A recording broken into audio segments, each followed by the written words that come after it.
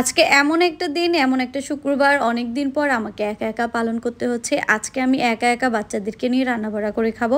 যেহেতু আজকে আপনাদের ভাইয়া বাসায় নাই, কিন্তু হঠাৎ করে আবার শুনলাম মেহমান আসবে। তো কারা কারা আসবে আর কে আসবে সবকিছুই শেয়ার করবো আপনাদের সাথে, এবং আপনাদের ভাইও আজকে কোথায় গেল আমাদেরকে রেখে সবকিছু নিয়ে থাকবো আমরা আজকের ব্লগ।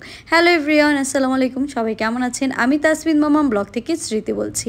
আপনাদের সাথে নতুন আরেকটি ব্লগ নিয়ে চলে আসলাম। আজকে শুক্রবারের দিনটা আজকে আমাকে একা একা পালন করতে হবে, কারণ আপনাদের ভাইয়া দাওয়াত ছিল, সে দাওয়াতে গিয়েছে। আমরা যেহেতু বাসায় আছি, আজকে আমরা আমাদের মনের ইচ্ছা মতো নিজের পছন্দ মতো কিছু রান্না করব।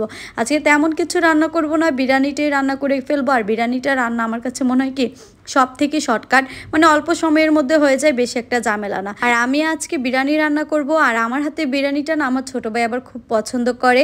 এজন্য মনে করলাম ওকে আজকে বলে দেই আমার বাসায় এসে দুপুরে খাওয়া দাওয়া করতে। তারপর মনে হলো যে বড় আপুকে বলে দেই, মানে বড় আপু আসুক আর ছোটো ভাইও আসুক, ওরা দুজন যেহেতু বাসায় আছে ওদেরকেও বলে দিলাম আমার বাসায় আসার জন্য। আমি আজকে বিরিয়ানি রান্না করছি, তো ওরাও বললো আসবে। আর এদিকে আম্মু, আপনাদের ভাইয়া আর আমার বোনের মেয়ে ওরা একটা দাওয়াতে অ্যাটেন্ড করতে গিয়েছে। আর ওরা যেহেতু বেড়াতে গিয়েছে, আমি মনে করলাম আপুরা আমার বাসায় বেড়াতে আসুক, তাহলে আমারও মনটা ভালো লাগবে, আবার বাচ্চারাও খুব সুন্দর খেলাধুলা করবে।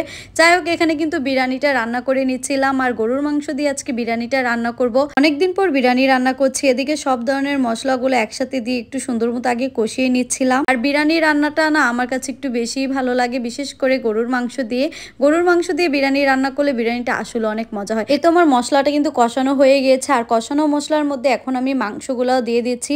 এখানে প্রায় 2 কেজি পরিমাণ গরুর মাংস আছে। মাংসগুলো আনার পর আমি সুন্দর করে কেটে বেছে ধুয়ে একদম পরিষ্কার করে নিয়েছি।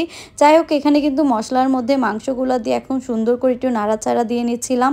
আর মাংসটা আগে আমি সুন্দর মতো আগে কষিয়ে নিব। আর গরুর মাংস যেহেতু হতে অনেকটা সময় লাগে, আজকে বিরিয়ানি রান্না করতেও আমার অনেকক্ষণ সময় লাগবে।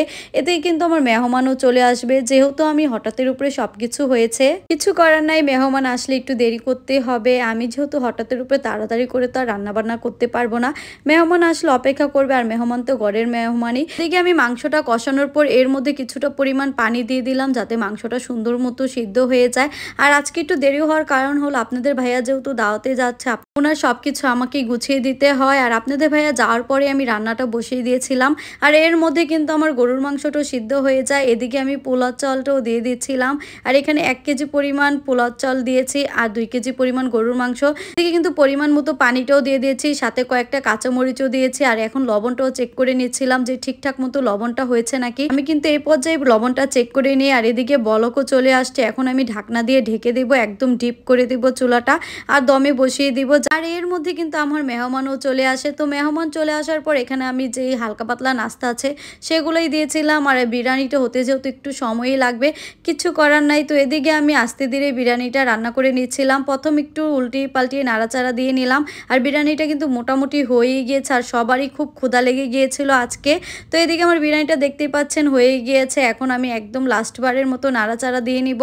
আর বিরিয়ানি রান্না শেষ করে আমি আবার এখন ফ্রেশ হব, তারপর সবাইকে নিয়ে একসাথে খাওয়া দাওয়াটাও করব। আর এই পর্যায়ে কিন্তু দেখতেই পাচ্ছেন আমার বিরিয়ানিটা সুন্দর হয়ে গেছে, আর বিরিয়ানিটার কালারটাও খুব সুন্দর হয়েছে। তো গোসল করে আসার পর এখন আবার সবাইকে নিয়ে যেহেতু দুপুরে খাওয়া দাওয়াটা করব, তো এদিকে আমি প্লেটে বেড়ে নিচ্ছিলাম সবার জন্য বিরিয়ানি।